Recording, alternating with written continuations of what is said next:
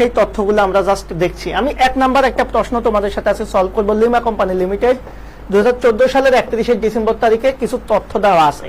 দেখো এই পাশে আমাদের কিছু দায় থাকবে আর এই পাশে কিছু সম্পদ থাকবে। এই দায় আর সম্পদগুলা নিয়ে আমাদের একটা আর্থিক বিবরণী দেওয়া থাকবে, অর্থাৎ আর্থিক অবস্থার বিবরণী দেওয়া থাকবে, মাঝে মধ্যে আয় বিবরণীরও কিছু তথ্য আমাদের দেওয়া থাকবে, নিচে কিছু তথ্য দেওয়া থাকবে।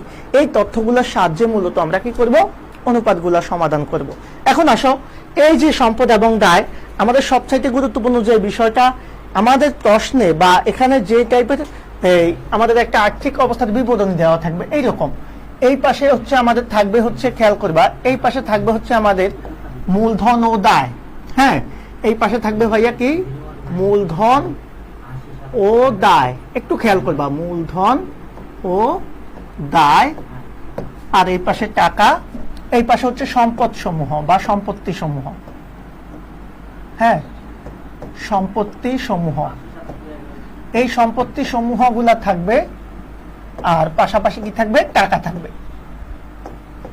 তাহলে এইভাবে থাকবে।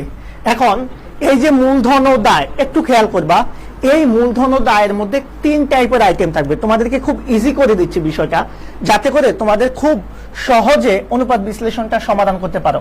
আমি এতটুকু বলতে পারবো যে আজকের ক্লাস যারা করবা তারা ইনশাআল্লাহ অনুপাত বিশ্লেষণের যত ধরনের ঝামেলা আছে সব ক্লিয়ার হয়ে যাবে, ইনশাআল্লাহ সব ক্লিয়ার হয়ে যাবে। সেজন্য সবাইকে রিকোয়েস্ট করব, অবশ্যই অবশ্যই বন্ধু বান্ধবের কাছে ক্লাসটা শেয়ার করে দাও। আমি একটু রিকোয়েস্ট করব তোমাদের কাছে, তোমরা অবশ্যই শেয়ার করে দাও। দেখো এই যে মূলধন ও দায় ভাইয়া, এই মূলধন ও দায়ের মধ্যে আমাদের 3 টাইপের আইটেম থাকবে। কয় ধরনের? 3 টাইপের। একটা হচ্ছে মনে করো মালিকানা সত্ত্বগুলা থাকবে। আমি জাস্ট তোমাদেরকে বিষয়টা খুব ইজি করে দিচ্ছি। মালিকানা সত্ত্বসমূহ, সত্ত্বসমূহ। হ্যাঁ, মালিকানা সত্ত্বগুলা থাকবে। এরপরে দীর্ঘমেয়াদী দায় থাকবে। একটু খেয়াল করবা, দীর্ঘমেয়াদী দায়, দীর্ঘমেয়াদী দায়। এরপরে থাকবে আমাদের চলতি দায় বা ভবিষ্যৎ ব্যবস্থাগুলা, চলতি দায়। এই 3 টাইপের আইটেম থাকবে আমাদের মূলধন ও দায় পাশে। খেয়াল করবা, খুবই ইন্টারেস্টিং একটা বিষয়। এই মূলধন ও দায় পাশে আমাদের 3 ধরনের আইটেম থাকবে। মাসুদ ভাই, তাহলে এই 3 টাইপের আইটেম থাকবে আমাদের এই পাশে। তাহলে মালিকানা সত্ত্ব থাকবে, দীর্ঘমেয়াদী দায় থাকবে, চলতি দায় ও ভবিষ্যৎ ব্যবস্থা থাকবে। এই 3 টাইপের আইটেম যোগ করে আমাদের যেটা হবে সেটা হচ্ছে আমাদেরকে দায় সমূহ বা মূলধন ও দায়, এটা শেষ। আর সম্পদ পাশে থাকবে আমাদের 3 ধরনের সম্পদ বা 4 ধরনের সম্পদ। একটা হচ্ছে সর্বপ্রথম আমরা জানি যে স্থায়ী সম্পদ। একটু খেয়াল করবা, স্থায়ী সম্পদগুলা থাকবে। হ্যাঁ, এরপরে হচ্ছে আমাদের বিনিয়োগ থাকবে, দীর্ঘমেয়াদী বিনিয়োগটা থাকবে। খেয়াল করবা। আচ্ছা, বিনিয়োগটা আমি অনুপাতে দেখাবই না, অনুপাতে আমি বিনিয়োগটাকে দেখাবই না। ওকে, আমি চলতি সম্পদ থাকবে। এরপরে হচ্ছে অসমন্বিত ব্যয় বা ভুয়া সম্পদ থাকবে।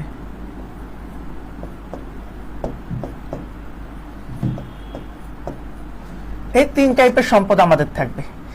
এরপর আমরা কি করব, এটাকে যোগ করব। যোগ করার পরে আমাদের ব্যালেন্সটা মিলে যাবে, দুই পাশে ব্যালেন্সটা মিলে যাবে। এ হচ্ছে আমাদের আর্থিক অবস্থার বিবরণী চিত্র। অর্থাৎ আর্থিক অবস্থার বিবরণীতে এর বেশি কোনো কিছু থাকবে না। তার মানে আমি সবাইকে যেটা রিকোয়েস্ট করব, অবশ্যই সেই বিষয়টা একটু মাথায় রাখবা। তোমাদের আর্থিক অবস্থার বিবরণীতে কিন্তু যা যা দিয়েছি এই জিনিসগুলোই থাকবে। সবাই কেমন আছো, কে কোথা থেকে বলছো দেখছো, একটু কাইন্ডলি কমেন্ট করে জানিয়ে দাও। আমি সবার উদ্দেশ্যেই বলবো যে আজকের ক্লাসটা তোমাদের জন্য খুব বেশি গুরুত্বপূর্ণ হতে যাচ্ছে, কারণ এই ক্লাসের মাধ্যমে তোমরা ইনশাল্লাহ অনেক কিছু পাবা। সো আমি সবাইকে রিকোয়েস্ট করব, দেখো এই 3 টাইপের জিনিস থাকবে আমাদের সম্পদ পাশে এবং 3 টাইপের জিনিস থাকবে আমাদের মূলধন ও দায় অথবা দায় পাশে। এখন দেখো, এই যে মূলধন ও দায় পাশে মালিকানা সত্ত্বগুলা থাকবে। এখন আমার প্রশ্ন হচ্ছে, তোমরা মালিকানা সত্ত্বগুলাকে চেনো? অবশ্যই চেনো। দীর্ঘমেয়াদী দায়গুলা চেনো, চলতি দায়গুলা চেনো। আমি যদি নাও চেনো, আমি তোমাদেরকে জাস্ট অল্প কিছু মালিকানা সত্ত্ব বলে দেব, সেগুলাই এখানে থাকে। সাধারণত মাথায় রাখবা, মালিকানা সত্ত্বের মধ্যে আমাদের শেয়ার মূলধনগুলো থাকে, সাধারণ শেয়ার মূলধন প্লাস অগ্রাধিকার শেয়ার মূলধন। তাহলে মালিকানা সত্ত্বের মধ্যে আমাদের এই যে মালিকানা সত্ত্ব, আমি জাস্ট যদি এই বিষয়টা দেখাই, তাহলে মালিকানা সত্ত্বের মধ্যে আমাদের কি থাকবে, মালিকানা সত্ত্বের মধ্যে আমাদের থাকবে হচ্ছে, আমি জাস্ট সংক্ষেপে আলোচনা করে দিচ্ছি। মালিকানা সত্ত্বের মধ্যে থাকবে আমাদের শেয়ার মূলধন। যেহেতু আমাদের এটা কোম্পানির অ্যাকাউন্ট, সেক্ষেত্রে শেয়ার মূলধন। এই শেয়ার মূলধনের মধ্যে আমরা জানি দুই ধরনের মূলধন থাকবে, সাধারণ শেয়ার মূলধন এবং অগ্রাধিকার শেয়ার মূলধন। এরপরে হচ্ছে আমাদের কি থাকবে, সাধারণ সঞ্চিতি। সাধারণ সঞ্চিতি বা সঞ্চিতি তহবিল। এরপরে থাকবে লভ্যাংশ সমতাকরণ তহবিল। লভ্যাংশ সমতাকরণ তহবিল, খেয়াল করবা, করণ তহবিল।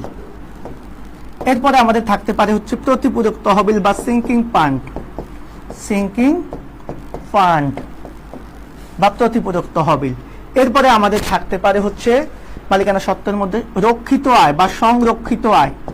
সংরক্ষিত আয়ের ক্রেডিট, যেটা সংরক্ষিত আয় অথবা রক্ষিত আয়, রক্ষিত আয় অথবা লাভ লোকসান হিসাবের উদ্দীপ্ত, যে কোনো একটা নামে থাকতে পারে। ওকে, এই যে যেগুলো আমি দেখিয়েছি তোমাদেরকে এখানে, এগুলা হচ্ছে আমাদের মালিকানা সত্ত্বের মধ্যে থাকবে। তাহলে কি কি থাকতে পারে, শেয়ার মূলধন, সাধারণ শেয়ার মূলধন, অগ্রাধিকার শেয়ার মূলধন, সাধারণ সঞ্চিতি, লভ্যাংশ সমতাকরণ তহবিল, সিঙ্কিং ফান্ড বা প্রতিপূরক তহবিল। এরপর হচ্ছে সংরক্ষিত আয় অথবা রক্ষিত আয়। এগুলো হচ্ছে আমাদের মালিকানা সত্ত্বের মধ্যে থাকবে, খেয়াল করবা। তাহলে আমরা যেটা দেখলাম, এই মালিকানা সত্ত্বের মধ্যে কি কি জিনিস থাকতে পারে আমরা ক্লিয়ার কিনা। মালিকানা সত্ত্বের মধ্যে এই জিনিসগুলো থাকতে পারে, কি কি জিনিস, সাধারণ শেয়ার মূলধন, অগ্রাধিকার শেয়ার মূলধন, সাধারণ সঞ্চিতি বা সঞ্চিতি তহবিল, তারপরে হচ্ছে লভ্যাংশ সমতাকরণ তহবিল, সিঙ্কিং ফান্ড বা প্রতিপূরক তহবিল। তোমরা কষ্ট হলেও একটু রিকোয়েস্ট করবো যে তোমরা একটু নোটটা করে নাও। হ্যাঁ, যারা যারা আছেন আমি একটু রিকোয়েস্ট করবো আপনারা একটু কমেন্ট করে জানান যে ক্লাসটা আপনারা বুঝতেছেন কিনা, কারণ আপনাদের রেসপন্স না পেলে তো ক্লাসটা কন্টিনিউ করা পসিবল না। সো আমি যেটা বললাম যে মালিকানা সত্ত্বের মধ্যে তোমরা এই বিষয়গুলোকে দেখবা। ম্যাক্সিমাম আরো দু একটা মালিকানা সত্ত্ব আছে যেটা আমরা অঙ্ক করতে গেলে দেখিয়ে দিব। সেক্ষেত্রে আমরা যেগুলা এখন দেখিয়েছি সেই মালিকানা সত্ত্বগুলো আগে আপনারা জাস্ট বুঝে নেন। তাহলে সাধারণ শেয়ার মূলধন অথবা অগ্রাধিকার শেয়ার মূলধন, এটা একটা মালিকানা সত্ত্ব অথবা শেয়ার হোল্ডারদের সত্ত্ব। এরপর হচ্ছে সাধারণ সঞ্চিতি অথবা সঞ্চিতি তহবিল। এরপরে হচ্ছে সিঙ্কিং ফান্ড বা প্রতিপূরক তহবিল।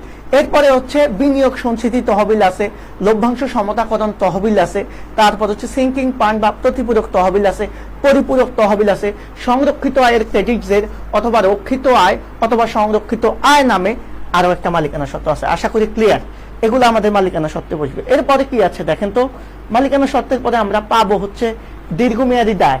মাথায় রাখবা, দীর্ঘমেয়াদী দায়ের মধ্যে শুধুমাত্র একটাই বলবে, সেটা হচ্ছে যে কোনো প্রকারের ঋণ। দীর্ঘমেয়াদী দায়, তাহলে দীর্ঘমেয়াদী দায়ের মধ্যে আমাদের কি আসবে, শুধুমাত্র যে কোনো প্রকারের পার্সেন্টেজ যুক্ত ঋণ, যেটা পার্সেন্টেজ যুক্ত ঋণ অথবা ঋণ সংক্রান্ত যা যা আছে, এই জিনিসটা বসবে আমাদের দীর্ঘমেয়াদী দায়ে। তার মানে আমরা দুইটা আইটেম পেয়ে গেছি। কি কি পেয়ে গেছি, মালিকানা সত্ত্ব আমরা চিনে গিয়েছি, দীর্ঘমেয়াদী দায় চিনে গেছি, বাকি যা আছে সবই চলতি দায়। তার মানে দায় পাশে আমরা যদি মালিকানা সত্ত্ব আর দীর্ঘমেয়াদী দায়টা মাথায় রাখতে পারি, চলতি দায় আর ভবিষ্যৎ ব্যবস্থা আমাদের মাথায় না রাখলেও চলবে। ক্লিয়ার কিনা বিষয়টা, তোমরা ক্লিয়ার হয়েছো কিনা একটু জানাও তো, ক্লিয়ার কিনা একটু বলো তো, কমেন্ট করে একটু জানাও তো। আপনাদের রেসপন্সটা খুব দ্রুত আশা করছি। যে যারা যারা আছেন এখনো লাইভে আসেন নাই, আপনারা একটু বন্ধু বান্ধবকে জানিয়ে দেন। আজকের ক্লাসটা আপনাদের জন্য খুব বেশি গুরুত্বপূর্ণ ক্লাস হতে যাচ্ছে। আপনারা আমি আগেও বলেছি যে এই ক্লাসটা থেকে আপনারা অনেক ধরনের প্রশ্ন কমন পাবেন ইনশাল্লাহ। এই ক্লাসটা আপনাদের জন্য খুবই ইফেক্টিভ, সেজন্য আমি অবশ্যই রিকোয়েস্ট করব আপনারা সবাই একসাথে ক্লাসটা এনজয় করবেন ইনশাল্লাহ। আমাদের নিয়মিত আয়োজনে আজকে আপনাদের সাথে আমার আরো ক্লাস আছে, সেজন্য আমি রিকোয়েস্ট করব আপনাদেরকে অবশ্যই ক্লাসগুলো একটু আপনারা সবাই একসাথে করেন। সো এবার আমরা যেটা চলে যাব, খেয়াল করো, আমরা যেখানে চলে যাব সেটা হচ্ছে এই যে মালিকানা সত্ত্বগুলো আমরা আলোচনা করেছি বা মূলধন দায় পাশটা আপনাদের ক্লিয়ার। এবার আসেন সম্পদ পাশে, তাহলে কি হতে পারে। সম্পদ পাশে আমরা জানি স্থায়ী সম্পদ। স্থায়ী সম্পদগুলা কি কি হতে পারে, আমরা যেগুলা দীর্ঘমেয়াদী অর্থাৎ 1 বছরের বেশি সময় প্রতিষ্ঠান ব্যবহার করব, যেগুলা দিয়ে আমাদের মূলধন বা দীর্ঘমেয়াদী ব্যয় হবে, যেগুলো আমাদের স্থায়ী সম্পদ অর্জনের ক্ষেত্রে হবে, সেগুলোকে আমরা দীর্ঘমেয়াদী ব্যয় বা স্থায়ী সম্পদ বলি। এগুলা মূলত কারবারের মূলধন কাঠামো গঠনে গুরুত্বপূর্ণ ভূমিকা পালন করে। সেজন্য এই স্থায়ী সম্পদগুলো আমরা সবাই চিনি। আসবাবপত্র, হ্যাঁ, আসবাবপত্র, ভূমি ও দালান কোঠা, তারপরে হচ্ছে যন্ত্রপাতি, অফিস সরঞ্জাম, এই জাতীয় জিনিসগুলো। হ্যাঁ, যন্ত্রপাতি, অফিস সরঞ্জাম, এগুলো হচ্ছে আমাদের স্থায়ী সম্পদ। আমি জাস্ট উপরে দেখাই দিলাম আর কি। এরপরে স্থায়ী সম্পদ আরো আছে, আপনারা সবাই জানেন স্থায়ী সম্পদ অনেক জাতীয় স্থায়ী সম্পদ আছে, সেগুলো আপনারা চাইলে এখানে লিখতে পারেন, দরকার নেই। চলতি সম্পদ আর ভুয়া সম্পদ, এই জিনিসটা আমরা একটু একবার বলে নিব আপনাদের জাস্ট সুবিধার্থে। যাদের অঙ্ক যখন আমি করাবো তখন কিন্তু আপনাদের এই জিনিসগুলো আমি আর বলবো না, সেজন্য এখন এগুলা নিয়ে আলোচনা করছি, কারণ অঙ্ক করার সময় এগুলো আপনাদের নিজেদের পারতে হবে। দেখেন, চলতি সম্পদের মধ্যে আমাদের যেটা আছে সেটা হচ্ছে চলতি সম্পদ একটু বেশি হবে, সেজন্য আমি আরেকটা টেকনিক বলি যে স্থায়ী সম্পদ অল্প কয়েকটা আছে আর ভুয়া সম্পদ অল্প কয়েকটা আছে। এই সম্পদগুলা মাথায় রাখতে পারলে আপনি চলতি সম্পদ চিনতে পারবেন। দেখেন তাহলে ভুয়া সম্পদগুলা কি হতে পারে, আমরা এখানে মালিকানা সত্ত্ব দেখেছি, আমি জাস্ট কয়েকটা ভুয়া সম্পদ বা কাল্পনিক সম্পদ বা অবাস্তব সম্পদ নিয়ে একটু কথা বলি। এই অবাস্তব সম্পদগুলো আপনারা সবাই চিনেন, আর্থিক বিবরণী করতে গেলে আপনারা সবাই এই জিনিসগুলো জানবেন, সেজন্য এগুলাকে আমি আর নতুন করে লেখাচ্ছি না, আমি জাস্ট অল্প কয়েকটা লিখবো। যেমন প্রাথমিক খরচ, অনুপাত বিশ্লেষণে যেগুলা বেশি আসতে পারে, প্রাথমিক খরচ বা প্রাথমিক খরচা বলি। এরপর হচ্ছে শেয়ার অবহার বা বাট্টা, শেয়ার অবহার অথবা বাট্টা, শেয়ার অবলেখকের কমিশন, শেয়ার অবলেখকের কমিশন, কমিশন বা দস্তরি, অথবা শেয়ার দালালের কি দস্তরি, যেই নামে থাকুক না কেন।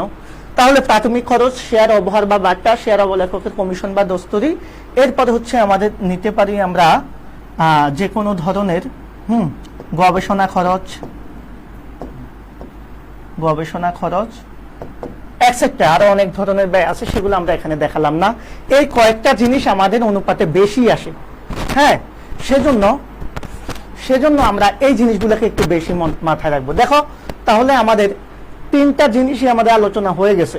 কি কি আলোচনা করলাম, যে অনুপাত বিশ্লেষণের অঙ্ক করতে গেলে আমাদের যে প্রবলেমগুলো হবে, যেমন প্রথমে আমরা মালিকানা সত্ত্বগুলা চিনবো। তাহলে মালিকানা সত্ত্বগুলা কি কি আমরা অলরেডি চিনে গিয়েছি। মালিকানা সত্ত্বগুলো হচ্ছে শেয়ার মূলধন, সাধারণ সঞ্চিতি, লভ্যাংশ সমতাকরণ তহবিল, সিঙ্কিং ফান্ড বা প্রতিপূরক তহবিল, সংরক্ষিত হয় বা রক্ষিত হয়। এরপরে আমরা বলেছি হচ্ছে দীর্ঘমেয়াদী দায়। দীর্ঘমেয়াদী দায়ের ক্ষেত্রে আমি যদি একটা বলেছি, যে কোনো ধরনের পার্সেন্টেজ যুক্ত ঋণ বা বন্ড, এগুলো হচ্ছে দীর্ঘমেয়াদী দায়। ওকে, এই দুইটা জিনিস আমরা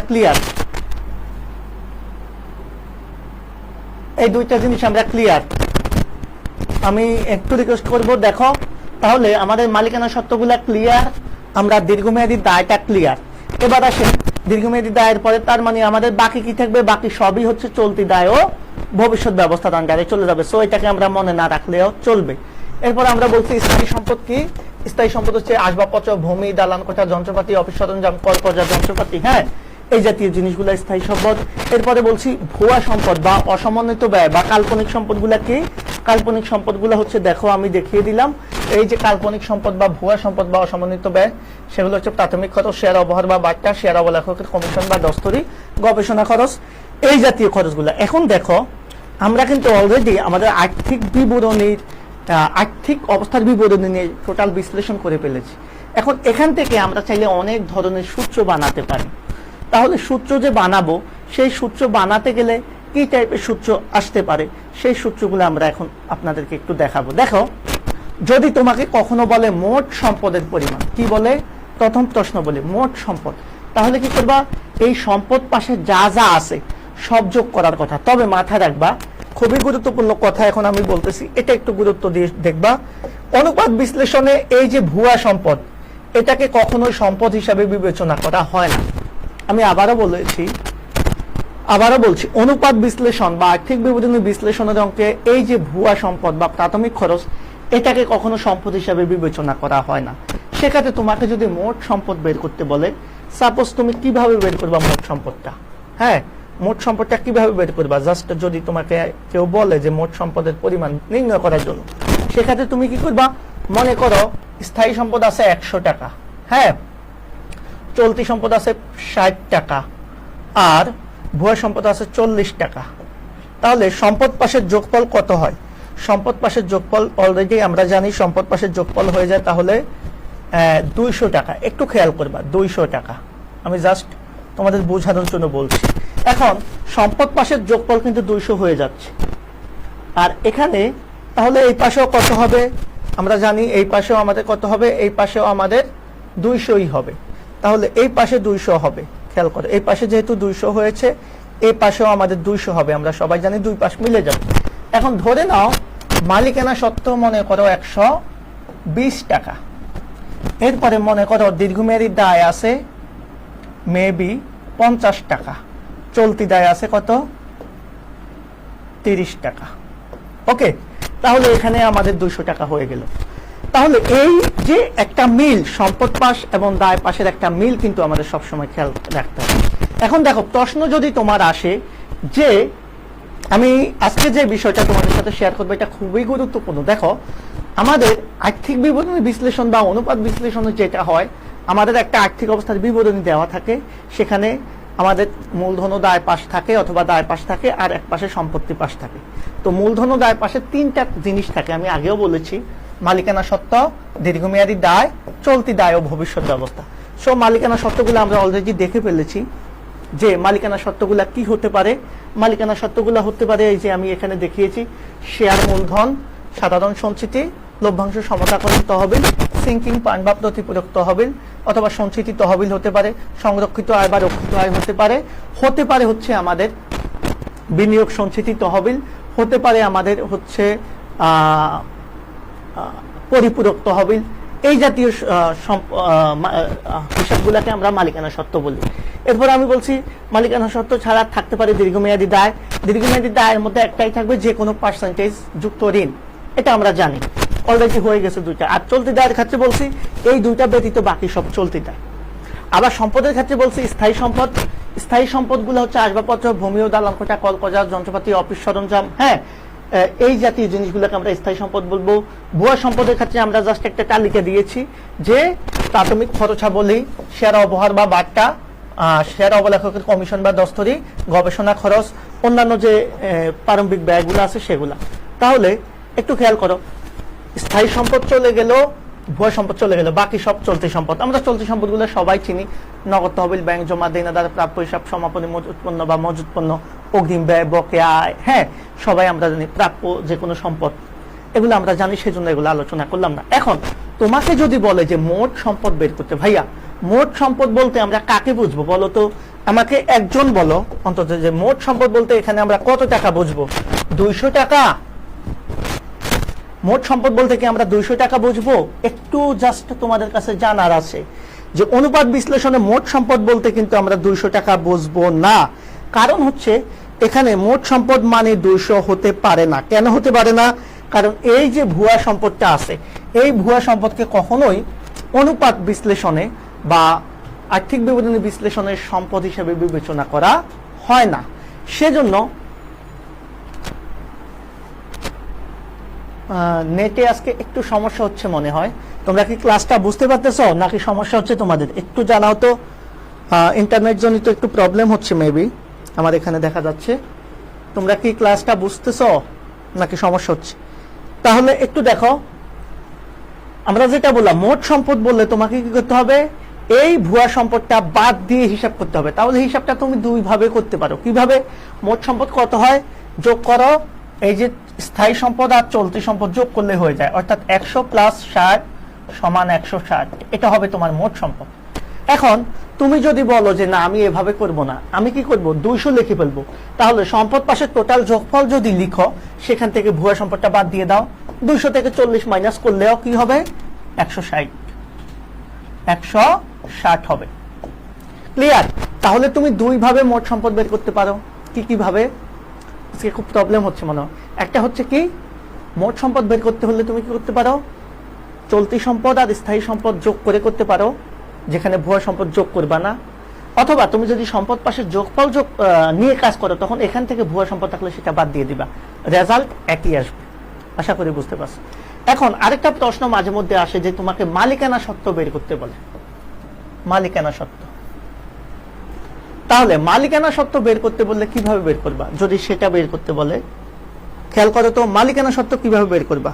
তোমার তো মনে হচ্ছে যে মালিকানা সত্ত্ব বললে আমরা কি করব, এই যে মালিকানা সত্ত্ব যা যা আছে, হ্যাঁ আমরা একটু আগে দেখিয়েছি যেটা, এগুলা সব যোগ করে দেব। হ্যাঁ, এগুলা সব যোগ করে দিলে আমার মালিকানা সত্ত্ব হয়ে যাবে, তাই তো? বিষয়টা আদতে তা না। অনুপাত বিশ্লেষণের অঙ্কে একটু ঝামেলা হয় এই দুইটা জিনিস নিয়ে, মোট সম্পদ বের করতে গেলে, মালিকানা সত্ত্ব বের করতে গেলে, অথবা বিনিয়োজিত মূলধন বের করতে গেলে আমাদের একটু ঝামেলা পোয়াতে হয়। ঝামেলাটা কি সেটা আমি এখন দেখাচ্ছি। এই যে মালিকানা সত্ত্ব তুমি বের করবা, এই মালিকানা সত্ত্ব বের করতে গেলে যেটা করতে হবে তোমাকে, সর্বপ্রথম তোমাকে এই মালিকানা সত্ত্ব সবগুলা কি করতে হবে, যা যা আছে সবগুলা কি করতে হবে, সবগুলা অ্যামাউন্ট কি করতে হবে, যোগ করতে হবে। যোগ করে এখান থেকে আমরা যে ভুয়া সম্পদ পেয়েছি সেই ভুয়া সম্পদটা বাদ দিয়ে দিতে হবে। তাহলে যেটা হবে সেটাই মালিকানা সত্ত্ব। তাহলে বিষয়টা কি দাঁড়ালো, অনুপাত বিশ্লেষণে যদি তোমাকে কখনো মালিকানা সত্ত্ব বের করতে বলে, তাহলে তুমি মালিকানা সত্ত্ব বের করার সময় সকল মালিকানা সত্ত্ব যোগ করে সেখান থেকে ভুয়া সম্পদটা বাদ দিবে। এটা হচ্ছে কথা। তাহলে মোট সম্পদ করতে গেলেও সম্পদ পাশে যোগফল নিলে ভুয়া সম্পদ বাদ দিতে হবে। যদি যোগফল না নিয়ে শুধু চলতি সম্পদ, স্থায়ী সম্পদ, বিনিয়োগ, এই তিনটা যোগ করো, তাহলে আর বাদ না দিলেও চলবে। আর যদি তুমি মালিকানা সত্ত্ব বের করতে চাও, অবশ্যই মালিকানা সত্ত্বের যোগফল করার পর সেখান থেকে তুমি কি করবা, ভুয়া সম্পদটা বাদ দিয়ে দিবা, তাহলে মালিকানা সত্ত্ব পেয়ে যাবা। ওকে, এরপরে আমাদের আরো একটা প্রশ্ন আসে, যদি তোমাকে বলে বহিদায় পরিমাণ কত। বহিদায় বলতে আমরা কি বুঝি ভাই? আমি এর আগেও বলেছি, দায় মূলত দুই প্রকার। দায় মূলত কয় প্রকার? দায় মূলত দুই প্রকার। কি কি? দায়কে আমরা দুই ভাগে ভাগ করি। আমি এর আগেও অনেকবার আলোচনা করেছি এটা নিয়ে, সেজন্য আলোচনা করতে আসলে ইচ্ছে করে না। দায় মূলত মাথায় রাখবা, দায় মূলত দুই প্রকার। কি কি? একটা হচ্ছে আমরা জানি অন্তদায় এবং বহিদায়। তো এই যে বহিদায়, বহিদায় মানে হচ্ছে মোট দায়। বহিদায় মানে হচ্ছে মোট দায়, আর এই মোট দায় মানে হচ্ছে শুধু দায়। আর এই দায়ের মধ্যে দুই ধরনের দায়ী থাকবে, একটা হচ্ছে চলতি, একটা হচ্ছে দীর্ঘমেয়াদী। আর অন্তদায় বলতে আমরা বুঝি মালিকানা সত্ত্বগুলা। সো এই জিনিসটা আমরা ক্লিয়ার হয়েছি যে দায় মানে কিন্তু এটা না। সো এটা হচ্ছে একটা বিষয়। তাহলে এই যে চলতি দায়, দীর্ঘমেয়াদী দায়, এই দুইটা দায় যোগ করলে আমরা কি পাবো? মোট দায় বা বহিদায়। এটা হচ্ছে মোট দায়। আশা করি বিষয়টা তোমরা ক্লিয়ার। এবার আসো তাহলে সম্পদ পাশে আর কোন সম্পদ, তোমাকে মোট সম্পদ বের করতে পারলে। এবার যদি তোমাকে প্রশ্নের কখনো বলে বিনিয়োজিত মূলধন, আচ্ছা এই বিনিয়োজিত মূলধন বের করতে গেলে ৩-৪ ভাবে আমরা বের করতে পারবো। তবে এই বিনিয়োজিত মূলধন এখন আমি বের করা শেখাবো না, আমি দুই একটা অঙ্ক তোমাদেরকে আগে দেখাচ্ছি, এরপরে আমরা অঙ্কে চলে যাব। দেখো এখানে যেগুলো আছে আমরা এগুলো একটু দেখি। যেমন শেয়ার মূলধন, অগ্রাধিকার শেয়ার মূলধন, তারপরে হচ্ছে অগ্রাধিকার শেয়ার মূলধন, এটা হচ্ছে সাধারণ শেয়ার মূলধন, সাধারণ সঞ্চিতি। এই যে তিনটা জিনিস এখানে দেখলাম, হ্যাঁ।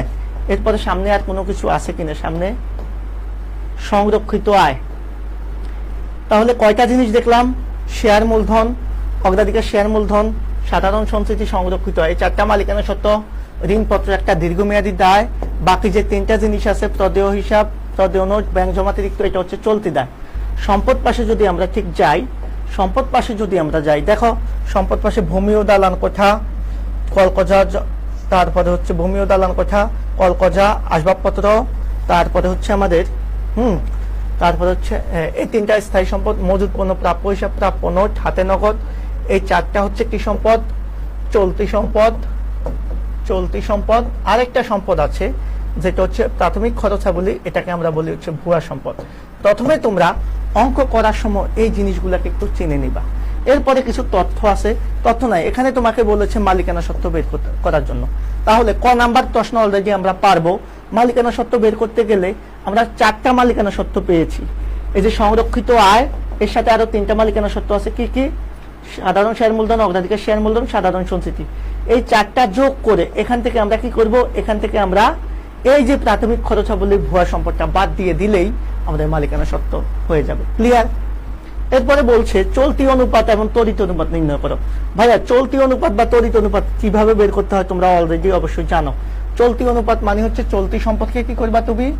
চলতি অনুপাত মানে হচ্ছে অনুপাত তো ভগ্নাংশ, এটা কালকেও দেখিয়েছি, সো এটা লাগবে না তোমাদের। চলতি অনুপাত মানে হচ্ছে তুমি কি করবা? চলতি দায় দিয়ে কাকে ভাগ করবা? চলতি সম্পদকে। যদি তড়িৎ অনুপাত বলে জাস্ট চলতি দায় দিয়ে কি করবা, তড়িৎ সম্পদকে ভাগ করে দিবা, তাহলে হয়ে যাবে। তাহলে এখন এখানে চলতি সম্পদ কোনগুলো আমরা সবাই জানি। এই যে চলতি সম্পদ হচ্ছে এগুলা, মজুত পণ্য, তারপরে প্রাপ্য হিসাবে 1 লাখ, মজুত পণ্য 90,000, প্রাপ্য নোট কত 10,000, এরপরে হচ্ছে হাতে নগদ 1,42,000। তাহলে এগুলা যোগ করো, 3,42,000 টাকা হচ্ছে চলতি সম্পদ। আর চলতি দায় কোনটা? চলতি দায় হচ্ছে এই যে 15,07,000, এরপরে 60,000, 40,000, হ্যাঁ 16,07,000 হচ্ছে, এই তিনটা হচ্ছে চলতি দায়। তাহলে কি দাঁড়াচ্ছে, এই চলতি সম্পদকে তুমি চলতি দায় দ্বারা ভাগ করলে একটা অনুপাত আসবে, সেটাই চলতি অনুপাত। ঠিক একইভাবে তড়িৎ সম্পদ যদি বের করতে বলে, এই চলতি সম্পদের মধ্যে একটা সম্পদ আছে। কোন সম্পদটা? এই চলতি সম্পদের মধ্যে এই মজুদ পণ্য যেটা আছে, এই মজুদ পণ্যটা, হ্যাঁ এই মজুদ পণ্যটা হচ্ছে আমাদের কি সম্পদ? তড়িৎ সম্পদ না, এটা শুধুই চলতি সম্পদ। সেজন্য যখন তোমাকে চলতি সম্পদ বের করতে বলবে, চলতি সম্পদের যোগফল কত আসে দেখো। চলতি সম্পদের যোগফল আসে হচ্ছে 1 লক্ষ, 2 লক্ষ, 3,42,000, 3,42,000 টাকা আসে চলতি সম্পদের যোগফল। এটা হচ্ছে চলতি সম্পদ, খেয়াল করবা। আমি জাস্ট অঙ্কটা বুঝাচ্ছি তোমাদেরকে। এখন তোমাকে বলছে তড়িৎ সম্পদ বের করতে, জাস্ট এই যে 3,42,000 টাকা আছে, এখান থেকে তুমি কি করবা, 90,000 টাকা মজুত পণ্য বাদ দিয়ে দিবা, 90,000, তাহলেই হয়ে যাবে। তার মানে কত হয়? 2,52,000। এটা হবে তোমার কি,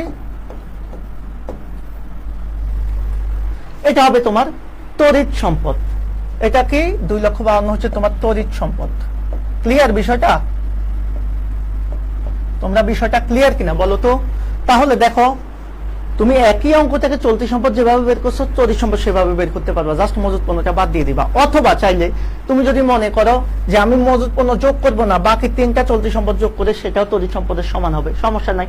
এই যে 1,10,000, 1,42,000, 2,52,000, যেভাবেই চাও তুমি কি করতে পারো, তড়িৎ সম্পদ বের করে নিতে পারো। তাহলে খুবই ইজিলি আমরা চলতি সম্পদ, তড়িৎ সম্পদ বের করতে নিতে পারি। আবার যদি তোমাকে মালিকানা সত্ত্ব বের করতে বলে, জাস্ট মালিকানা সত্ত্বগুলো যোগ করে সেখান থেকে ভুয়া সম্পদটা বাদ দিয়ে দিবা, দ্যাটস ইট, অন্য কোনো কিছুই না। এরপর হচ্ছে কার্যকরী মূলধন অনুপাত, মানে হচ্ছে চলতি মূলধন অনুপাত। একই সূত্র, জাস্ট কি করবা, এই চলতিটা দিয়ে কাকে ভাগ করবা, চলতি মূলধনকে ভাগ করবা। এখন কথা হচ্ছে চলতি মূলধন কিভাবে বের করবা, ওই যে চলতি সম্পদ থেকে চলতি দায় মাইনাস করলে তুমি চলতি মূলধন পাবা। খুব সহজ একটা বিষয়। তাহলে এরপরের যে প্রশ্নটা আমরা সেটা নিয়ে দেখব। দায় মালিকানা অনুপাত হচ্ছে এই যে আমাদের, আমি একটু আগে দেখিয়েছি তোমাদেরকে, দায় মালিকানা মানে হচ্ছে এই যে বহি দায় বা মোট দায়, হ্যাঁ এই মালিকানা সত্ত্বকে মোট দায় দ্বারা ভাগ করলে আমরা যেটা পাই, বহি দায় ডিভাইডেড বাই মালিকানা সত্ত্ব। তাহলে এটাই হচ্ছে দায় মালিকানা অনুপাত, একটা ব্যবসা প্রতিষ্ঠান। তাহলে কোন 1 নম্বর প্রশ্নটাতে যে টাইপের প্রশ্ন আসতে পারে আমরা অলরেডি জেনে গিয়েছি। এবার আসলে 2 নম্বর প্রশ্নটার দিকে আমরা একটু তাকাই। দেখো 2 নম্বর প্রশ্নে যদি আমরা একটু যাই, তাহলে আমরা একটা জিনিস দেখতে পাবো, সেটা হচ্ছে কি, এখানে অ্যামাউন্ট গুলো একটু এলোমেলো হয়ে গেছে। হ্যাঁ, অ্যামাউন্ট গুলো আমি একটু তোমাদেরকে বুঝিয়ে দিচ্ছি, না হলে একটু প্রবলেমে পড়বো। সেটা হচ্ছে এইদিকে তাকাও।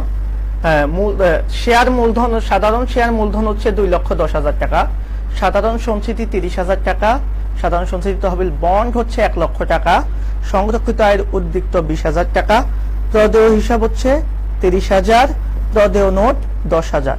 এটা যোগফল হচ্ছে 4 লাখ, আর এই পাশে সম্পদ পাশের যোগফল 4 লাখ। আশা করি বিষয়টা বুঝতে পেরেছো, যদিও অ্যামাউন্ট গুলো একটু এলোমেলো হয়ে গেছে, আমি জাস্ট দেখাই দিলাম। এখন দেখো, এখানে যে প্রশ্নটা আমরা এখন সলভ করব, এই প্রশ্নটার দিকে শুরুতে আমরা দেখি।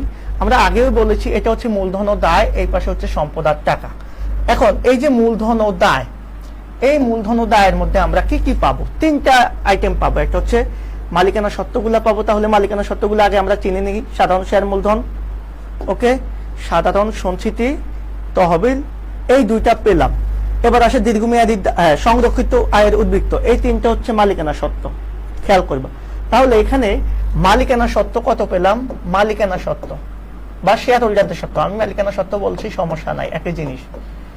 মালিকানা সত্ত্ব পেলাম 3টা। সাধারণ শেয়ার মূলধন 2,10,000, তাহলে আমি জাস্ট 2,10,000, আমি জাস্ট অ্যামাউন্টটা তোমাদেরকে বুঝাচ্ছি। প্লাস সাধারণ সঞ্চিতি হচ্ছে 30,000, আর রক্ষিত আয়ের উদ্বৃত্ত হচ্ছে কত, সাধারণ সঞ্চিতি হচ্ছে 30,000, রক্ষিত আয়ের উদ্বৃত্ত হচ্ছে 20,000। তাহলে 2,10,000, 30,000 প্লাস 20,000 সমান কত হয়? সমান হচ্ছে মালিকানা সত্ত্ব হচ্ছে কত? 2,10,000 30 40 2,60,000। এটা হচ্ছে স্বাভাবিকভাবে আমরা মালিকানা সত্ত্বের যোগফলটা পেলাম। এবার আসো, দীর্ঘমেয়াদী দায় একটাই আছে, সেটা কি? দীর্ঘমেয়াদী দায়ের মধ্যে একটাই আছে, সেটা হচ্ছে বন্ডের টাকা তো এটা না। তাহলে দীর্ঘমেয়াদী দায়ের মধ্যে আমাদের যেটা আছে সেটা জাস্ট আমি দেখাচ্ছি। দীর্ঘমেয়াদী দায়ের মধ্যে একটাই আছে, সেটা হচ্ছে বন্ড। বন্ড আছে কত টাকায়? 1 লক্ষ টাকায়। এটা হচ্ছে দীর্ঘমেয়াদী দায়। এরপরে হচ্ছে আমাদের কি আছে? দুইটা চলতি দায় আছে, প্রদেয় হিসাব এবং প্রদেয় নোট হচ্ছে চলতি দায়। তো চলতি দায়টা আমি জাস্ট দেখাচ্ছি তোমাদেরকে। চলতি দায় কত? চলতি দায় হচ্ছে এখানে ভাইয়া প্রদেয় হিসাব হচ্ছে আমাদের কত? 30,000 আর প্রদেয় নোট হচ্ছে আমাদের 10,000, অর্থাৎ 30,000 প্লাস 10,000 40,000 হচ্ছে আমাদের কি চলতি দায়। 40,000। তাহলে চলতি দায় পেলাম, দীর্ঘমেয়াদী দায় পেলাম, মালিকানা সত্ত্ব পেলাম। আমাদের কিন্তু অলরেডি দায় পাশ শেষ। তোমরা এভাবে বিশ্লেষণ করে যদি করো তাহলে কোনো প্রবলেমই হবে না। তাহলে এই পাশ শেষ। এখন সম্পদ পাশে এসে বিশ্লেষণ করি, যেমন কলকজা, দালান কোঠা, আসবাবপত্র, এই তিনটা ভাই কি সম্পদ? স্থায়ী সম্পদ। তাহলে তুমি স্থায়ী সম্পদ যদি লেখো, স্থায়ী সম্পদের যোগফল কত হবে? স্থায়ী সম্পদ, স্থায়ী সম্পদের যোগফল হবে ভাইয়া কত? 1,40,000 আর 1,50,000 2,90,000 আর 20 3,10,000। আমি সরাসরি 3,10,000 টাকা লিখে ফেললাম। তোমাদের সুবিধার্থে তোমরা আলাদা করে নিবা। এটা হচ্ছে স্থায়ী সম্পদ। এবার আসো, আর এখানে কি ভুয়া সম্পদ বা অস্পর্শনীয় সম্পদ বা অসমন্বিত ব্যয় বা কাল্পনিক সম্পদ আছে? এই অঙ্কে কিন্তু নাই। প্রাথমিক কর, শেয়ার অবহার বা অবলেখকের কমিশন কোনো কিছু কিন্তু নাই। তার মানে স্থায়ী সম্পদ বাদে বাকি যা আছে সবই কি সম্পদ? চলতি সম্পদ। তাহলে চলতি সম্পদ কত আছে? তুমি তো জানো টোটাল যোগফল হচ্ছে 4 লাখ। এখান থেকে 3,10,000 যদি স্থায়ী সম্পদ হয়, বাকি 90,000 টাকা হবে চলতি সম্পদ। শেষ। দেখো কত টেকনিক্যালি আমরা বিষয়টা বের করে ফেললাম। তোমরা কি বুঝতে পারছো? তাহলে এই বিশ্লেষণটা আমরা আগে করে ফেললাম। কিভাবে? আমি আগে মালিকানা সত্ত্ব, দীর্ঘমেয়াদী দায় এবং চলতি দায় বের করে ফেললাম। এরপরে আমি কি করলাম? স্থায়ী সম্পদ বের করে ফেললাম, চলতি সম্পদ বের করে ফেললাম। এখন আমরা যে কোনো প্রশ্নের অ্যান্সার খুব সহজে দিতে পারবো। দেখো এখানে আরো কিছু তথ্য আছে, সেই তথ্যগুলো আমরা একটু দেখি। তথ্যগুলো কি বলেছে? বলেছে 2014 সালে কোম্পানির মোট বিক্রয়ের পরিমাণ 8 লাখ, যার 25% বাকিতে। তাহলে সেই বছর অর্জিত কর বাদ নিট লাভ, কর বাদ নিট লাভ মানে হচ্ছে কর বাদ দেওয়ার পর যে নিট লাভটা বা কর পরবর্তী যে নিট মুনাফা সেটা। সেক্ষেত্রে আমাদের নিট লাভের পরিমাণ 2 লক্ষ টাকা। তাহলে ক নাম্বার বলেছে ধারে বিক্রয়ের পরিমাণ।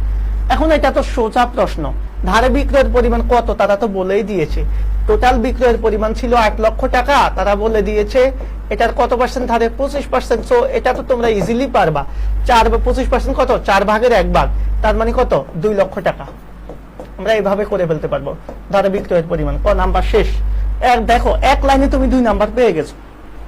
এরপরে চলতি অনুপাত, তড়িৎ অনুপাত নির্ণয় করে ফলাফলের উপর মন্তব্য করো। ভাইয়া চলতি অনুপাত বা তড়িৎ অনুপাত কিভাবে বের করতে আমরা সবাই জানি। চলতি অনুপাত মানে হচ্ছে চলতি সম্পদ ডিভাইডেড বাই চলতি দায়। তড়িৎ অনুপাত একই রকম, তড়িৎ সম্পদ ডিভাইডেড বাই চলতি দায়। তো এখানে চলতি সম্পদ কত? এই অঙ্কে আমাদের চলতি সম্পদ কত বের হয়েছে? একটু আগে দেখলাম 90,000। আবার চলতি দায় কত ছিল বলতো? এই যে চলতি সম্পদ ছিল 90, চলতি দায় ছিল আমাদের কত? চলতি দায় ছিল হচ্ছে 40। জাস্ট কি করো তুমি 40 দিয়ে ভাগ করে দাও, শেষ। আবার যদি তোমাকে বলে তড়িৎ অনুপাত বের করতে, এখন এই যে তড়িৎ অনুপাত আর চলতি অনুপাত তো প্রায় কাছাকাছি। তাহলে চলতি সম্পদের মধ্যে কি মজুত পণ্য আছে? আছে। কত আছে? চলতি সম্পদের মধ্যে এই 30,000 টাকা আছে মজুত পণ্য। ওকে, তাহলে চলতি সম্পদ থেকে জাস্ট 30,000 টাকা মাইনাস করে দাও, তাহলে তড়িৎ সম্পদ হয়ে যাবে। তড়িৎ সম্পদ কত হয়? তড়িৎ সম্পদ হবে এই 90 থেকে 30 মাইনাস করে দাও। 90,000 থেকে 30,000 মাইনাস করে দিলে আমরা তড়িৎ সম্পদ পেয়ে যাব 60,000। সো তড়িৎ সম্পদ হয়ে যাবে 60,000 টাকা। আমরা কি করব? জাস্ট যদি আমাদের তড়িৎ অনুপাত বের করতে বলে তখন কি হবে? জাস্ট এখানে 60,000 হবে, 40,000 হবে, ক্যালকুলেশন করে নিবা, শেষ। এখন আদর্শ মান কি মনে রাখবা? চলতি অনুপাতের আদর্শ মান হচ্ছে 2:1 আর তড়িৎ অনুপাতের আদর্শ মান হচ্ছে কি 1:1। এখন এই জিনিসগুলোর মানে কি সেটা আমি সংক্ষেপে একটু আলোচনা করে দিচ্ছি। দেখো, চলতি অনুপাতের আদর্শ মান হচ্ছে 2:1, মানে হচ্ছে একটা ব্যবসা প্রতিষ্ঠানে যদি 1 টাকা চলতি দায় থাকে, কয় টাকা? 1 টাকা চলতি দায় থাকে, হ্যাঁ, সেই প্রতিষ্ঠানে কম পক্ষে 2 টাকা মানে দ্বিগুণ চলতি সম্পদ থাকতে হবে। তাহলে এটার মানে হচ্ছে একটা প্রতিষ্ঠানে যদি 1 টাকা দায় থাকে, চলতি দায়, তার মানে কম পক্ষে দ্বিগুণ বা 2 টাকা চলতি সম্পদ থাকতে হবে। যদি এর কম থাকে তাহলে সেটার মান সন্তোষজনক হবে না, বেশি থাকলে সন্তোষজনক হবে। ঠিক একইভাবে তড়িৎ অনুপাত মানে হচ্ছে 1 টাকা দায়ের জন্য 1 টাকা সম্পদ থাকবে, সেম। এটা হচ্ছে আদর্শ মানের কথা। তাহলে এটা অনুসারে তোমরা মন্তব্যটা করতে পারবা। এবার আসো মূলধন গিয়ারিং অনুপাত। মূলধন গিয়ারিং অনুপাত আর দিনাদার আবর্তন অনুপাত এবং ফলাফলের উপর মন্তব্য করতে বলেছে। ভাইয়া, মূলধন গিয়ারিং অনুপাতটা করব আমরা মূলত কি দিয়ে? দুইটা জিনিস দিয়ে। একটা হচ্ছে মাথায় রাখবা, এই যে মালিকানা সত্ত্ব, এই মালিকানা সত্ত্বের সাথে আমাদের কি করতে হবে? স্থির খরচযুক্ত তহবিলকে কি করতে হবে? ভাগ করতে হবে। এখন স্থির খরচযুক্ত তহবিল কি সেটা অনেকেই জানো না। আমি জাস্ট একটু তোমাদের সুবিধার্থে বলে দিই। স্থির খরচযুক্ত তহবিল, নাম শুনে একটা কথা মনে হবে, স্থির খরচযুক্ত তহবিল। প্রতিষ্ঠান, মাথায় রাখবা, প্রতিষ্ঠান যে সকল তহবিল সংগ্রহ করে, যে সকল খাত থেকে, তাদের মধ্যে যাদের ব্যয়টা স্থির থাকবে সেগুলোর যোগফল হচ্ছে স্থির খরচযুক্ত তহবিল। এখন তুমি চিন্তা করো তো, তোমার ব্যবসা প্রতিষ্ঠান কোথায় থেকে দীর্ঘমেয়াদী তহবিল কালেকশন করে? 4টা জায়গা থেকে করে। শেয়ার মূলধনের মাধ্যমে, এরপরে হচ্ছে কি কিসের মাধ্যমে? সাধারণ শেয়ার মূলধনের মাধ্যমে, অগ্রাধিকার শেয়ার মূলধনের মাধ্যমে, এরপরে হচ্ছে ঋণের মাধ্যমে, আরেকটা হচ্ছে সংরক্ষিত আয়ের মাধ্যমে। এখন একটু খেয়াল করবা, এই যে স্থির খরচযুক্ত তহবিল বলতে বোঝাচ্ছে আমার যে প্রতিষ্ঠান সংগ্রহ করেছে, মনে করো ঋণ থেকে, হ্যাঁ, ঋণ থেকে, আবার মনে করো অগ্রাধিকার শেয়ার মূলধন, অগ্রাধিকার শেয়ার মূলধন, এই দুইটা খাত, যে 4টা খাত থেকে মূলধন সংগ্রহ করেছে, তার মধ্যে এই দুইটা খাতের ব্যয় কিন্তু স্থির। অর্থাৎ ঋণ যদি নেওয়া হয় তাহলে ঋণের উপর সুদ দিতে হবে, ফিক্সড। আবার ঋণটা যদি না নিয়ে সে যদি অগ্রাধিকার শেয়ার মূলধন থেকে মূলধনটা কালেকশন করে, তাহলে অগ্রাধিকার শেয়ার হোল্ডার তারাই যারা মূলধনের উপর নির্দিষ্ট হারে কি পায়? লভ্যাংশ পায় কোম্পানির নেট মুনাফার উপর। যেহেতু এই দুইটাই নির্দিষ্ট, সেজন্য এটার খরচটা স্থির বিদায় এই দুইটার যোগফলটাই হবে স্থির খরচযুক্ত তহবিল। তাহলে স্থির খরচযুক্ত তহবিলের সূত্র কি হবে? দীর্ঘমেয়াদী দায়ের সাথে আমরা অগ্রাধিকার শেয়ার মূলধনটা যোগ করে দেব। যদি অগ্রাধিকার শেয়ার মূলধন না থাকে তাহলে যেটাই দীর্ঘমেয়াদী দায় সেটাই হচ্ছে স্থির খরচযুক্ত তহবিল। তাহলে এখানে একটা বিষয় আসো, এখানে দীর্ঘমেয়াদী দায় কত? এই যে 10% প্রদেয় বন্ড, এই 10% প্রদেয় বন্ডই হচ্ছে আমাদের এই যে 1 লক্ষ টাকা, এটাই হচ্ছে আমাদের স্থির খরচযুক্ত তহবিল। তাহলে এই অঙ্কে স্থির খরচযুক্ত তহবিল, তাহলে সূত্র তুমি কিভাবে ইউজ করবা? সূত্র তোমার মতো করে তুমি ইউজ করতে পারো যে মূলধন গিয়ারিং অনুপাত, খুবই গুরুত্বপূর্ণ একটা অনুপাত, অনেকে এটাকে মূলধন স্বয়ংক্রিয়তা অনুপাতও বলে। তাহলে আমরা জাস্ট লিখব মূলধন গিয়ারিং অনুপাত, মূলধন গিয়ারিং অনুপাত। এটাকে আবার সূত্র 2 ভাবে ইউজ করে। একটা হচ্ছে কেউ স্থির খরচযুক্ত তহবিলটা উপরে লেখে, কেউ আবার নিচে লিখে। তো আমরা জাস্ট এক জায়গায় লিখি, আমি এখানে লিখি সাধারণ শেয়ারের মালিকানা, সাধারণ শেয়ারের মালিকানা, শেয়ার মালিকানা তহবিল বা মালিকানা লিখলাম, আর এখানে হচ্ছে স্থির খরচযুক্ত তহবিল। এটা উপরে লিখলাম, কেউ চাইলে এটাকে নিচে ওটাকে উপরে লিখতে পারো, সেক্ষেত্রে মানটা চেঞ্জ হবে। এভাবে যদি লিখি তাহলে আদর্শ মান হবে 2:1। আর যদি উল্টা করে লিখি, অর্থাৎ স্থির খরচযুক্ত তহবিল উপরে এবং সাধারণ শেয়ারের মালিকানা তহবিল নিচে, তখন হবে 1:2, একই জিনিস। তো আমার কাছে এটা ভালো মনে হয় সেজন্য লিখি। এখন সাধারণ শেয়ারের মালিকানা তহবিল বলতে কি বুঝি? আমরা যে মালিকানা সত্ত্ব বের করেছি, মাথায় রাখো, এই মালিকানা সত্ত্বের মধ্যে যদি কোনো অগ্রাধিকার শেয়ার মূলধন থাকে সেটা বাদ দিব। কিন্তু এই অঙ্কে সৌভাগ্যবশত অগ্রাধিকার শেয়ার মূলধন নাই, তার মানে সাধারণ শেয়ারের মালিকানা মানে হচ্ছে আমাদের যে মালিকানা সত্ত্ব সেটাই। তাহলে মালিকানা সত্ত্ব যেটা সেটাই সাধারণ শেয়ারের মালিকানা। তবে মালিকানা সত্ত্বের মধ্যে যদি অগ্রাধিকার শেয়ার থাকে সেটা বাদ দিতে হতো, কিন্তু এই অঙ্কে বাদ দেওয়ার দরকার নাই, কারণ অগ্রাধিকার শেয়ার মূলধন নাই। তাহলে সাধারণ শেয়ারের মালিকানা তহবিল কত আসলো? 2,60,000 টাকা। তুমি জাস্ট 2,60,000 টাকা এখানে লিখবা। এবার স্থির খরচযুক্ত তহবিল ঋণপত্র বন্ড হচ্ছে 1 লক্ষ টাকা, 1 লক্ষ দিয়ে ভাগ করে দাও, তাহলে কি আসবে? এই যে কাটাকাটি করো, 1 2 3 1 2 3 4 4, এখন এটা আসবে 2.6:1। ওই যে আমরা 2:1 দিয়েছি, তার মানে এটার মানটা সন্তোষজনক। কারণ হচ্ছে আমাদের যেহেতু মালিকানা তহবিলটা বেশি, দায়ের চেয়ে মালিকানা তহবিল বেশি থাকাটা ভালো। ওকে, এই হচ্ছে আমাদের এটার মন্তব্য। তাহলে আমরা এই যে খেয়াল করো, আমরা যে এই প্রশ্নটা সলভ করেছি, যে মূলধন গিয়ারিং অনুপাত করে সেটার উপর একটা মন্তব্য দিয়েছি। তাহলে এইভাবে তোমরা সকল ধরনের এমসিকিউ গুলা সলভ করতে পারো। আমি ক্লাস কতক্ষণ যাবত নিচ্ছি তোমরা বুঝতে পারতেছো। আমরা ক্লাসটা শেষ করে দেব, যদি তোমাদের রেসপন্সটা না পাই তাহলে ক্লাসটা শেষ করে দেব, যেহেতু আজান দিচ্ছে। তাহলে এভাবে আমি পরের কোশ্চেনগুলো জাস্ট সংক্ষেপে চলে যাচ্ছি। এখানে আমাদের কি আছে, যা যা আছে সমস্যা নাই। এখানে মজুদ আবর্তন অনুপাত বের করতে বলছে। মজুদ আবর্তন অনুপাত কিভাবে বের করবা? বিক্রিত পণ্যের ব্যয়কে গড় মজুদ দিয়ে ভাগ করবা। ওকে, আরেকটা হচ্ছে দেনা দ্বারা মোট সম্পদ আবর্তন অনুপাত নিট বিক্রয়কে মোট সম্পদ দ্বারা ভাগ করবা। পাওনা দ্বারা আবর্তন অনুপাত নিট ধারে ক্রয়কে গড় পাওনা দ্বারা প্লাস গড় তহবিলের সমষ্টি দ্বারা ভাগ করবা। মোট সম্পদ আবর্তন অনুপাত কি 2 বার আসছে? আচ্ছা, ভুলে আসছে। কার্যকরী মূলধন অনুপাত তো বললামই, যে কার্যকরী মূলধন অনুপাত মানে হচ্ছে আমাদের চলতি মূলধন অনুপাত। চলতি মূলধনকে চলতি দ্বারা ভাগ করবা। এরপরে যে প্রশ্নটা, সেটা হচ্ছে আমাদের চলতি সম্পদের পরিমাণ। চলতি সম্পদ আমরা সবাই চিনি, এই অঙ্কে চলতি সম্পদগুলো জাস্ট একবারে দেখিয়ে দিচ্ছি। দেখো, চলতি সম্পদ এখানে স্থায়ী সম্পদ বলেই দিয়েছে, এটা স্থায়ী সম্পদ একসাথে দিয়ে দিয়েছে। এরপরে আমাদের এই যে অবলেখকের কমিশনটা হচ্ছে ভুয়া সম্পদ। এই দুইটা ছাড়া বাকি যা আছে সবই চলতি সম্পদ হয়ে যাবে, অর্থাৎ মজুত পণ্য, প্রাপ্য হিসাব, অগ্রিম খরচ, নগদ তহবিল সবই হবে চলতি সম্পদ। যদি তড়িৎ সম্পদ বের করতে বলতো তাহলে এই 4টা থেকে 2টা জিনিস, মজুত পণ্য এবং অগ্রিম খরচ বাদ দিয়ে দিব। এরপরে যদি এখান থেকে তোমাকে বলে চলতি দায়, তাহলে চলতি দায় কিভাবে বের করবা? এই যে তদেয় হিসাব, চলতি হিসাব, বকেয়া আয়কর বা আয়কর সঞ্চিতি, বকেয়া খরচ, এই 3টা হচ্ছে চলতি দায়। এটা হচ্ছে দীর্ঘমেয়াদী দায়, এটা হচ্ছে মালিকানা সত্ত্ব। এই যে শেষ, আমাদের বিশ্লেষণ শেষ। এখন আমরা অঙ্কে চলে যাব। মোট লাভ অনুপাত, নিট লাভ অনুপাত। মোট লাভকে আমরা কি করব? নিট বিক্রয় দ্বারা ভাগ করব। নিট লাভকে নিট বিক্রয় দ্বারা ভাগ করে 100 দ্বারা গুণ করলে আমরা এগুলা পাবো। মজুদ আবর্তন অনুপাত, বিনিয়োজিত মূলধনের উপর সুদ ও কর পূর্ব নিট মুনাফা, যা সুদ ও কর পূর্ব নিট মুনাফাকে বিনিয়োজিত মূলধন দ্বারা ভাগ করব, তাহলেই হয়ে যাবে। এখন আজকের ক্লাসে সর্বশেষ যে আলোচনাটা আমি তোমাদের সাথে করব, সেটা হচ্ছে বিনিয়োজিত মূলধন নিয়ে। এটা বাকি সবই তোমরা পারবা, যেটা তোমরা পারবা না সেটাই আমি এখন আলোচনা করব, সেটা হচ্ছে বিনিয়োজিত মূলধন নিয়ে।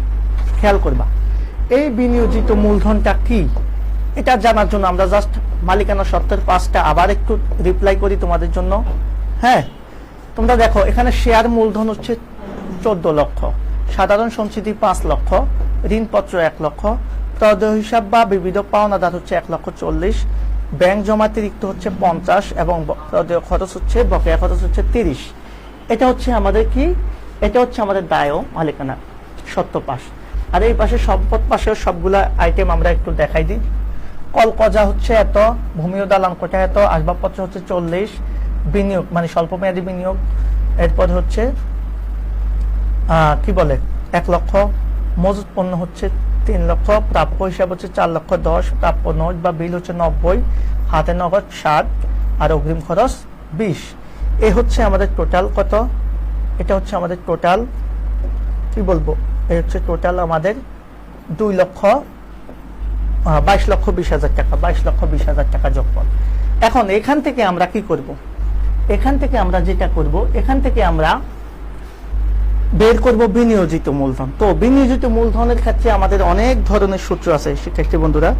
এই বিনিয়োজিত মূলধন বের করতে গেলে অনেক ধরনের সূত্র আমি জানি, তো তোমাদেরকে আসলে অনেক সূত্র শিখিয়ে লাভ নেই। আমি 2টা পাশ থেকে 2টা সূত্র তোমাদেরকে দেখাবো জাস্ট, তাহলেই হয়ে যাবে।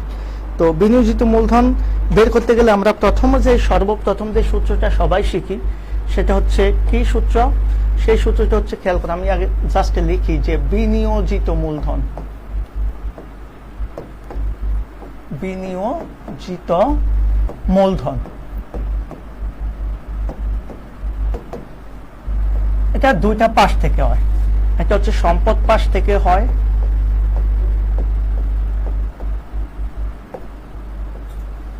তাহলে সম্পদ পাশ থেকে যদি আমরা বিনিয়োজিত মূলধনটা লিখি, তাহলে আমরা লিখবো হচ্ছে প্রথমে আমাদের মোট সম্পদ। এখনো মোট সম্পদ বলতে সম্পদ পাশের যোগফলটাকে বোঝাবো, আর যদি সেটা না বোঝায় এখান থেকে আমরা কি করব, ভুয়া সম্পদ যদি থাকে, যেহেতু সম্পদ পাশের যোগফলটা লিখছি, সেখান থেকে ভুয়া সম্পদটা আমরা বাদ দিব এবং এই পাশের যে চলতি দায় আছে, চলতি দায়টা মাইনাস করব। এখন এই মোট সম্পদের মধ্যে কি আসবে, এই মোট সম্পদের মধ্যে সম্পদের যোগফল আসবে। এখন তুমি যদি এইভাবে না গিয়ে তুমি কি করো, তুমি ওই যে চলতি সম্পদ স্থায়ী সম্পদ যোগ করো, চলতি সম্পদ, চলতি প্লাস স্থায়ী সম্পদ যোগ করো, তাহলে তুমি সরাসরি চলতি দায় বাদ দিতে পারবা। তখন আর ভুয়া সম্পদ কি করা লাগবে না, বাদ দেওয়া লাগবে না, কারণ ভুয়া সম্পদ তুমি এটার ভিতরে আনো নাই। আগের যেটা ভুয়া সম্পদ সেখানে কিন্তু ছিল, এই মোট সম্পদের মধ্যে কিন্তু, এই মোট সম্পদের মধ্যে মাথায় রাখবা এখানে কিন্তু ভুয়া সম্পদটা অন্তর্ভুক্ত ছিল, সেজন্য আমরা বাদ দিয়ে দিয়েছি। কিন্তু এখানে কিন্তু ভুয়া সম্পদ নাই আর বাদ দেই নেই, একই জিনিস। হ্যাঁ, এক এক বইতে এক এক ভাবে লেখা, সো তোমাদের এটা নিয়ে কনফিউশন হওয়ার সুযোগ নেই। তাহলে সম্পদ পাশ থেকে আমরা দুই ভাবে করতে পারি। কিভাবে? মোট সম্পদ মাইনাস ভুয়া সম্পদ মাইনাস চলতি দায়। ওকে, এখন তুমি যদি মনে করো তুমি আরেকটা ভাবে করবা, কিভাবে দেখো, অনেক ভাবে করা যায়। আমি জাস্ট টেকনিক্যালি বিষয়টা দেখাচ্ছি, তোমরা হয়তো বা কখনো এই জিনিসটা চিন্তাও করো না। দেখো, এই যে চলতি সম্পদ এবং চলতি দায়, এই আমি স্থায়ী সম্পদটা এই পাশে রাখলাম, স্থায়ী সম্পদ রেখে যোগ এই যে চলতি সম্পদ এবং চলতি দায়, এই দুটার পার্থক্য কিন্তু আমরা চলতি মূলধন বলি। তাহলে আমি এটাও বলতে পারি চলতি মূলধনের সাথে যদি আমি স্থায়ী সম্পদ যোগ করে দিই, তাও কি হয়ে যাবে, আমাদের বিনিয়োজিত মূলধন হয়ে যাবে। তাহলে সম্পদ পাশ থেকে আমি তিন ভাবে দেখিয়েছি বিনিয়োজিত মূলধন। এখন তুমি জাস্ট প্রমাণ নাও যে কথা সত্য কিনা। দেখো, আমরা বলেছি বিনিয়োজিত মূলধন আমি সম্পদ পাশ থেকে যখন বের করব, তখন ভুয়া সম্পদ থাকলে সেটা বাদ দিব, না থাকলে টোটাল সম্পদটাই হয়ে যাবে। তো এখানে তো আর ভুয়া সম্পদ নাই, এই অঙ্কে শুধু স্থায়ী সম্পদ আছে আর চলতি সম্পদ আছে। যেহেতু ভুয়া সম্পদ নাই, তার মানে 22,20,000 টাকা, এই যে 22,20,000 টাকা, হ্যাঁ, এটাই হবে আমাদের বিনিয়োজিত মূলধন, সরি, এটাই আমাদের মোট সম্পদ। তাহলে মোট সম্পদ লিখলাম। হ্যাঁ, এখান থেকে আমরা জাস্ট কি লিখবো, এই যে 22,20,000 টাকা লিখলাম। এখান থেকে আমাদের জাস্ট মাইনাস হবে কি, চলতি দায়টা। তো আসো, চলতি দায় কত, চলতি দায় হচ্ছে কত, দেখো তো আমাদের চলতি দায় হচ্ছে, এখানে কি কি আছে চলতি দায়, আমি সেটা আগে বের করতে হবে। চলতি দায় হবে, দেখো আমাদের এই যে প্রদেয় হিসাব অথবা ব্যাংক জমাতিরিক্ত আর বকেয়া খরচ, এই তিনটা, তার মানে চলতি দায় হচ্ছে 1,40,000, 50,000, 30,000। তাহলে 1,40,000, 50, 1,90,000 আর 30, 2,20,000 টাকা। এখান থেকে আমি জাস্ট 2,20,000 টাকা মাইনাস করে দিব। তাহলে আমাদের বিনিয়োজিত মূলধন হবে কত, 20 লক্ষ টাকা। এটা আমি সম্পদ পাশ থেকে বের করেছি। তাহলে সম্পদ পাশ থেকে তুমি চাইলে আবার অন্যভাবে বের করতে পারো, চলতি সম্পদ স্থায়ী সম্পদ যোগ করলে একই হবে 22,20,000 মোট সম্পদ। এখন আবার করতে পারো কি, স্থায়ী সম্পদগুলো যোগ করে, দেখো স্থায়ী সম্পদগুলো যোগ করে সেটার সাথে চলতি মূলধন যোগ করতে পারো, সেম একই জিনিস ভাইয়া, একই জিনিস। তাহলে এখন আসো আমরা দায় পাশ থেকে কিভাবে করব। দায় পাশ থেকে আমরা যদি বিনিয়োজিত মূলধন বের করতে চাই, দায় পাশ থেকে,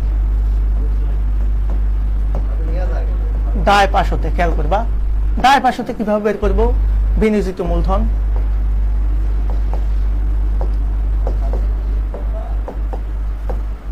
দায় পাশ থেকে বিনিয়োজিত মূলধন বের করব কিভাবে, সবাই একটু খেয়াল করো, লাইভে আছো তোমরা?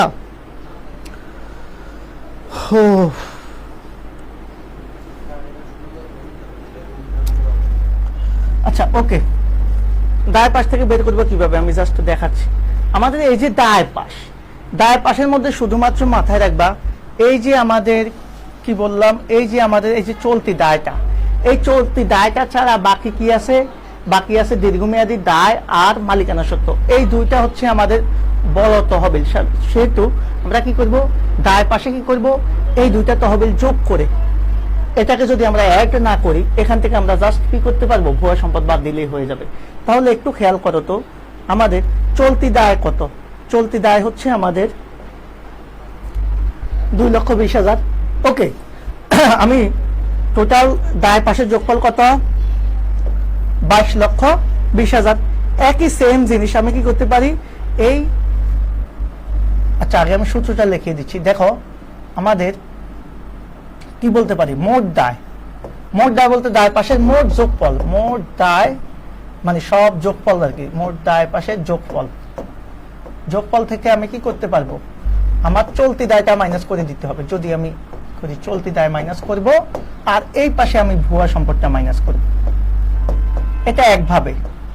তাহলে আমি যদি এটাকে এইভাবে দেখাই, তাহলে মোট দায় হচ্ছে, মোট দায় পাশে হচ্ছে 22,20,000, এটার মধ্যে আমার চলতি দায় হচ্ছে 2,20,000, ভুয়া সম্পদ নাই এই অঙ্কে, 0, তার মানে হচ্ছে 20 লক্ষ। আচ্ছা খেয়াল করো, এটাকে আমি অন্যভাবেও করতে পারি। কিভাবে, আমি মোট দায় না লিখে শুধু যদি আমি কি করি, চলতি দায়টা বাদ না দিয়ে যদি চিন্তা করি, তাহলে কি হবে, মোট চলতি দায় বাদে কি আছে, মালিকানা সত্ত্ব আছে। মালিকানা সত্ত্ব, ওকে, মালিকানা সত্ত্বের সাথে আমি কাকে যোগ করছি, দীর্ঘমেয়াদী দায়কে যোগ করছি, মানে ঋণকে যোগ করছি। দীর্ঘমেয়াদী দায় মাইনাস ভুয়া সম্পদ, সেম এস। দেখো দায় পাশে যদি তুমি চলতি দায় যোগ না করে এই যে মালিকানা সত্ত্ব এবং দীর্ঘমেয়াদী দায় যোগ করো, তাহলে কত হবে, তাহলে এখানে এই যে 2,20,000 যোগ হবে না, তার মানে কত হবে যোগফল, তার মানে যোগফল হবে তোমার কত, এই দুইটার যোগফল হবে তোমার 20 লক্ষ টাকা। আর ভুয়া সম্পদ তো এখানে নাই, 0, সো সমান সমান 20 লক্ষ। তাহলে আমি 5টা সূত্র দেখিয়েছি, আমি চাইলে আরো সূত্র বানাতে পারবো। তাহলে এভাবেই আমরা বিনিয়োজিত মূলধন বের করতে পারবো। আমি কি বুঝাতে পেরেছি, বিনিয়োজিত মূলধন হচ্ছে একটা দীর্ঘমেয়াদী তহবিল, এটা আমরা অনেক ভাবে বের করতে পারি। কথা ক্লিয়ার? তাহলে শিক্ষার্থীদের জন্য আমি আজকে বিনিয়োজিত মূলধনটা যেভাবে বের করেছি, সম্পদ পাশ থেকে কিভাবে বের করেছি, সম্পদ পাশ থেকে বের করেছি আমাদের মোট সম্পদের যোগফল থেকে যদি আমাদের কোনো ভুয়া সম্পদ থাকে সেটা বাদ দিব, এই পাশে চলতি দায় বাদ দিব। এটা করতে পারি। চাইলে আমি কি করতে পারি, অন্যভাবেও করতে পারি। কিভাবে, চলতি সম্পদ আর স্থায়ী সম্পদ যোগ করলাম, যোগ করে সেখান থেকে চলতি দায় বাদ দিলাম, অথবা চলতি স্থায়ী সম্পদের সাথে চলতি মূলধন যোগ করলাম। আবার দায় পাশ থেকে যদি আমি করি, তখন আমি কি করব, মালিকানা সত্ত্ব দীর্ঘমেয়াদী দায় যোগ করে সেখান থেকে এই পাশ থেকে ভুয়া সম্পদ বাদ দিব, অথবা দায় পাশের টোটাল যোগফল থেকে চলতি দায় মাইনাস করে এরপরে এই পাশে ভুয়া সম্পদ বাদ দিব। That's it. তাহলে আমি অনেকভাবে বিনিয়োজিত মূলধন বের করতে পারি। আজকের ক্লাসটা এতটুকুই থাকলো, এর বাইরে তোমাদের পরীক্ষায় প্রশ্ন আসবে না। দেখো যে প্রশ্নগুলো আসবে সেগুলো কিন্তু অলরেডি আমরা সলভ করে ফেলেছি। সো এই যে দায় মালিকানা অনুপাত, বিনিয়োজিত মূলধনের পরিমাণ বের করা বা আবর্তন অনুপাত, জাস্ট সূত্র শিখলেই পারবা। সো এখানে আর নতুন করে কোনো কিছু শেখানোর নাই, তোমরা বিষয়গুলো খুব ইজিলি পারবা। তো শিক্ষার্থীদের জন্য আজকে যতটুকু আলোচনা হয়েছে ইনশাল্লাহ অনেক ভালো একটা আইডিয়া আমি মনে করি দিতে পেরেছি, যেটা